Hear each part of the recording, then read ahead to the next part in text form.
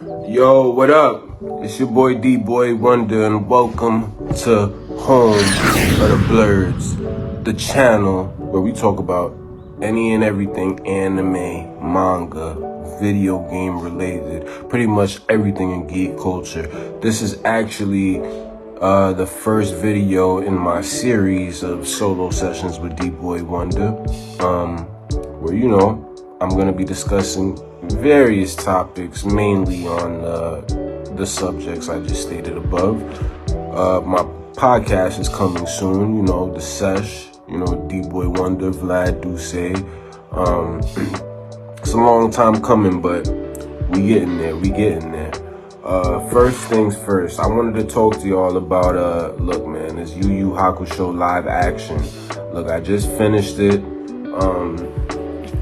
I'm very conflicted with how I feel about it, and it's because it wasn't terrible. It also wasn't great.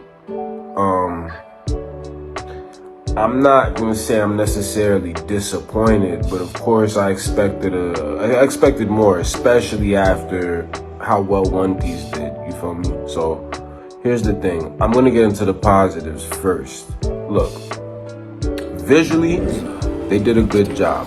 I can't complain. I didn't even expect it to look as good as it did. And maybe I'm giving it a little bit more praise because my expectations were already low as hell. But, like I said, for a Netflix budget, that shit looked pretty solid. You know what I'm saying? CGI was definitely working. Yusuke's spirit gun didn't look bad. I wish it could have been larger, pause. Kuwabara's sword also didn't look bad, even though that's not the original color, but we'll take it. Hiei's speed ain't look bad. Kurama's rose rip was looking on point. Even fucking Goki in yokai form, that shit didn't look that bad either. And speaking of yokai form, the yokai, I know in Japanese is a term for demon, but they never actually used that term in Yu Hakusho itself. I thought it was pretty interesting that they decided to throw that shit in there. But yeah, so I can't complain on none of that. The character designs, you feel me? I ain't gonna hold you. When the stills came out for the show before it dropped, I was fucking worried because I thought they just looked like horrible cosplayers. Like, I ain't gonna lie, but as I was watching the actual show, it ain't look that bad. You know what I'm saying? And Yusuke, at least they did him justice, because Yusuke looked like Yusuke. His fit was solid. Kuwabara obviously is redheaded in the anime, and he was blonde hair, I guess. Whatever. But the actor who actually portrayed Kuwabara, I thought he did a great job. Like, he was Kuwabara. I actually felt it. Speaking of performances, everybody did, a good job across the board. I can't really say, anybody was terrible or they did not fit their role completely. I can't say that at all. Genkai, I wish we got more of her, and I'm gonna get into Genkai in a little bit. Botan looked fine, Keiko looked fine.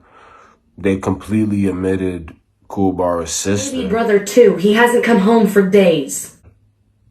Which is, damn, that sucks because she actually was a solid character in the anime.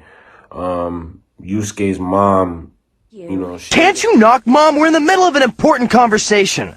Hey, what kind of conversation can't be held around your mother? Well, she didn't get too much screen time in the anime, but, I guess she's okay. But, the fight choreography also, yeah. So on point. Whoever was the coordinator, they did a good job on the fight choreography. That was also another plus for this show. You know what I'm saying? Visually, there isn't too much negative you can say about it. So I'll leave it at that. The major problem that I really fucking had was the story itself.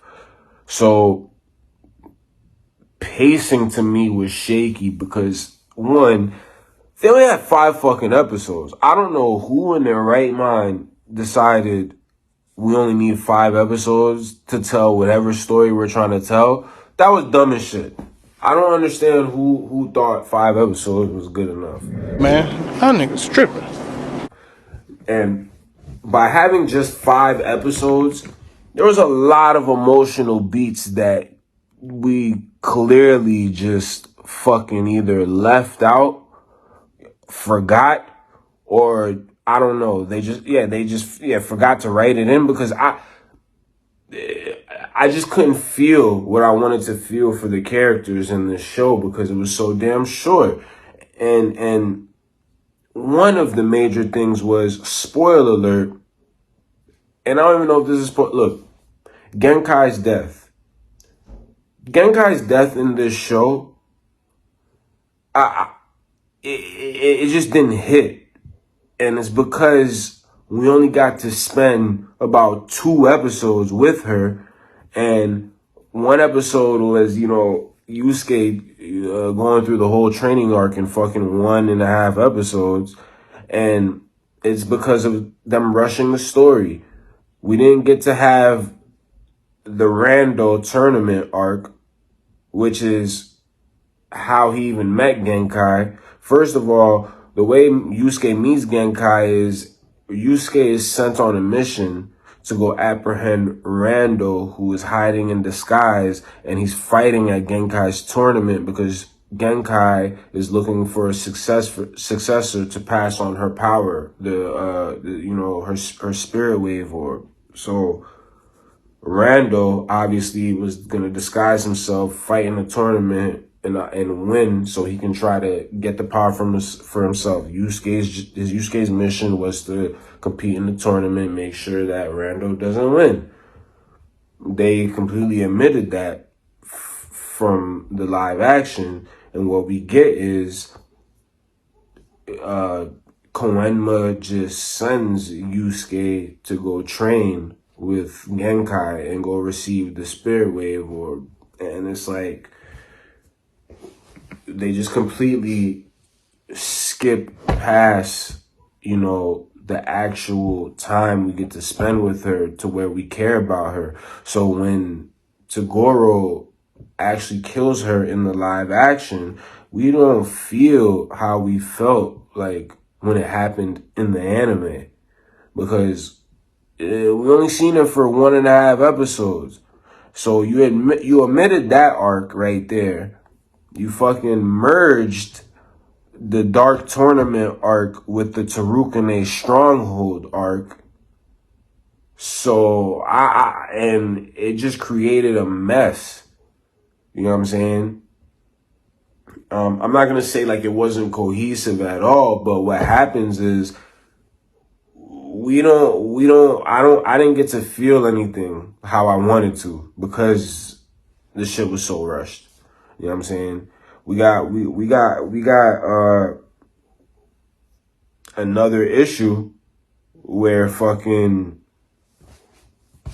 and I understand they did this to keep the show grounded in reality, but one example is when Yusuke's house is set on fire and his body's in the house, and of course they need to revive him and bring him back to life. So they need to make sure his body doesn't get burned. In the anime, Yusuke was presented with what was called a spirit animal, and it was in an egg.